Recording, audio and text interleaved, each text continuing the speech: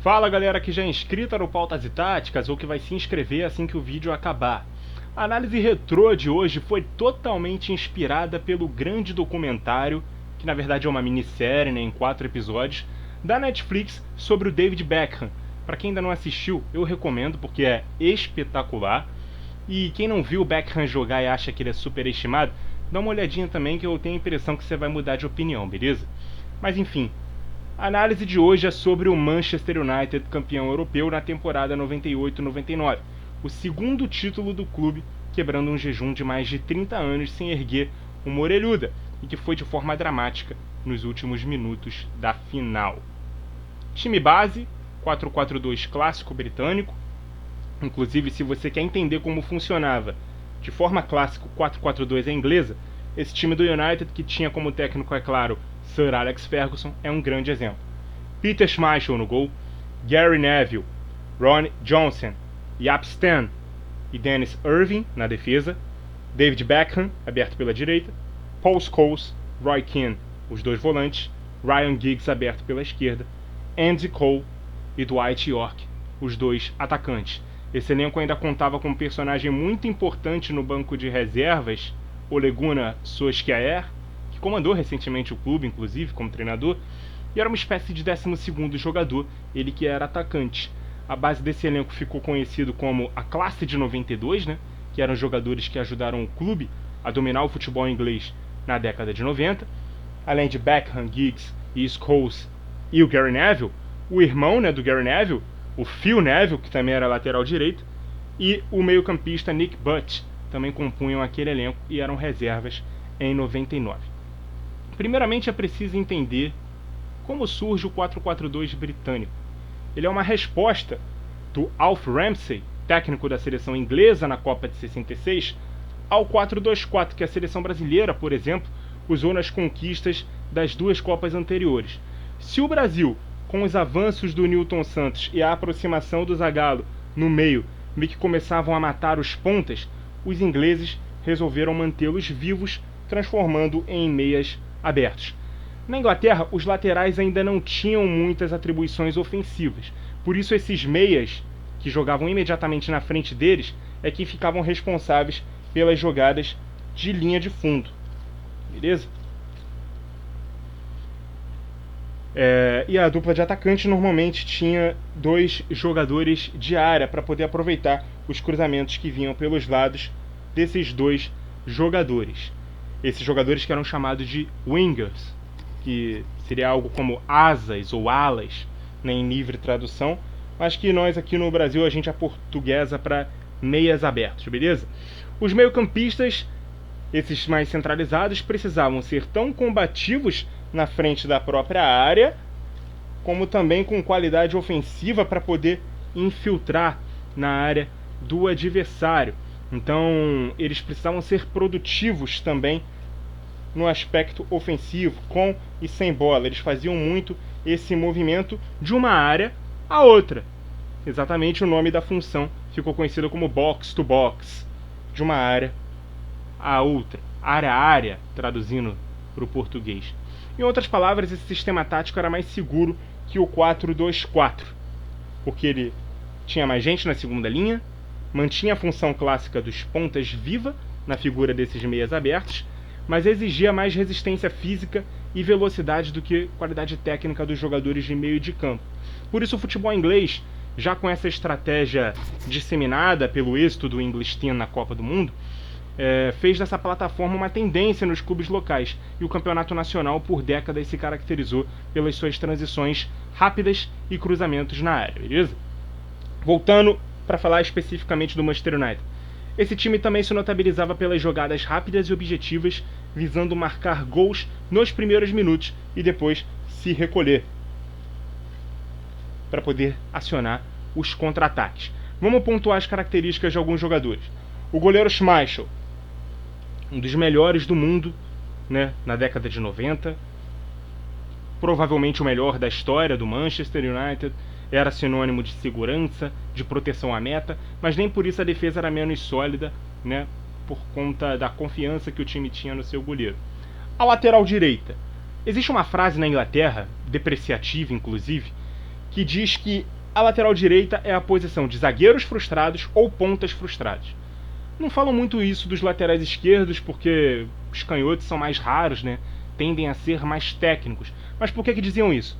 Zagueiros frustrados porque se o cara tiver mais características defensivas, mas não é tão bom, ele é jogado para a lateral para não falhar numa zona mais perigosa, já que o gol fica no centro. Pontas frustrados porque se eles não atacarem tão bem, eles podem fazer estocadas mais esporádicas, né? Fazendo as ultrapassagens. O Gary Neville foi o fogo que queimou a língua de quem falava isso.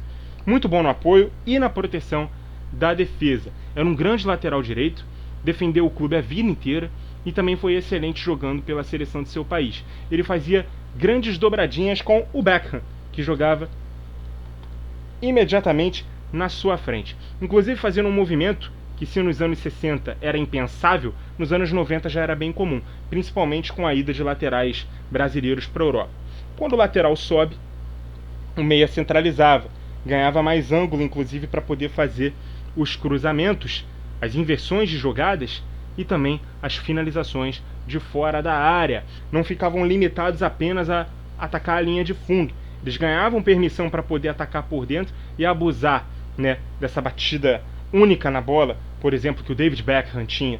Quando ele vinha por dentro, ele abria o corredor para o Gary Neville fazer a ultrapassagem. Algo tão comum, né, no futebol de hoje, nos anos 90 isso estava começando a se disseminar, beleza? Então, a qualidade que o Beckham tinha para cruzar, para chutar de fora, fosse com bola rolando ou bola parada, era sacanagem, tá? Inclusive o gesto técnico dele, né, para bater na bola, erguendo o braço, é um dos mais bonitos que eu já vi. Inclusive muitas crianças que viam o Beckham jogar tentavam imitar, né, o jeito que ele cobrava a falta, gestualmente falando. Era muito elegante o Beckham para poder bater na bola. O mesmo servia para o lado esquerdo, com o Irving fazendo as ultrapassagens e o Giggs fazendo esse apoio mais por dentro. Só que o Irving era um pouco mais defensivo, né, mas isso não impedia o galês, o camisa 11, também cair por dentro e arriscar suas pancadas de pé esquerdo e reger o time a partir daquele lado. Jaap Stam, um zagueiraço. Alguns mais novos talvez conheçam ele pela passagem pelo Milan, né? Inclusive titular do time em 2005 com Maldini ainda na lateral esquerda. Um dos melhores zagueiros do mundo no fim da década de 90 e início dos anos 2000. Roy Keane e Paul Scholes, ambos box-to-box com qualidade tanto para atacar quanto para defender. Mas claramente o Keane ficou mais conhecido pela sua raça, pela sua capacidade defensiva, às vezes até um pouco mais violento, inclusive com grandes embates, né, contra o Patrick Vieira do Arsenal, alguns anos mais tarde, e perfeitamente complementado pelo Scholes, que era um verdadeiro craque da função, às vezes até esquecido, né, quando falam de Gerrard, de Lampard, do próprio Vieira como referências do país nessa função. O Scholes talvez tenha sido o melhor a desempenhar a função do box-to-box em todos os tempos. E no ataque, a gente tem Andy Cole e Dwight Yorke, uma das maiores duplas de ataque da história do futebol inglês, ambos centroavantes de muita qualidade, também fora da área, combinando jogadas, tabelas rápidas, inteligentes, aproveitando muito bem os passes que recebiam do Beckham e do Giggs pelos lados. Os Scholes por dentro também municiava muito bem esses atacantes. E, inclusive o Cole é o segundo maior artilheiro da história da Premier League com 187 gols, e até outro dia era o maior artilheiro de uma única edição com 34, em 93-94, ultrapassado pelo Erling Haaland do Manchester City. Campanha do United na Champions 98-99. Segundo lugar do grupo D, que teve o Bayern como líder, o Barcelona em terceiro e o Brøndby da Dinamarca na lanterna. Foram 2 vitórias, ambas contra o Brøndby, 5-0 e 6-2, e 4 empates, 2-2 e 1-1 com o Bayern e 2 inacreditáveis 3-3 com o Barça.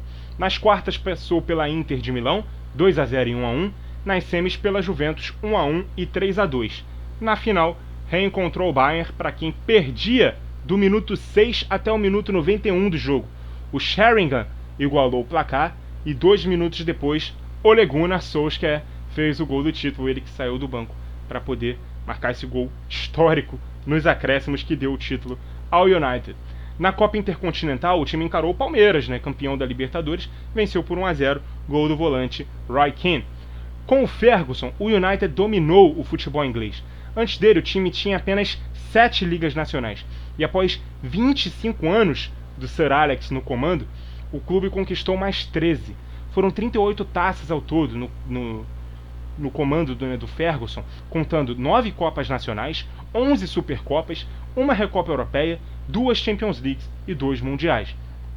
Só em 99 foram 4 títulos. O Trouble, né, ou Tríplice Coroa, como a gente fala no Brasil, que ainda teve a Premier League e a Copa da Inglaterra, e, é claro, a consolidação dos Red Devils como o time mais temido e dominante do país e naquela temporada da Europa e do mundo. Muito obrigado a você que acompanhou o vídeo até aqui. Continue ligado no Pautas e Táticas e até a próxima!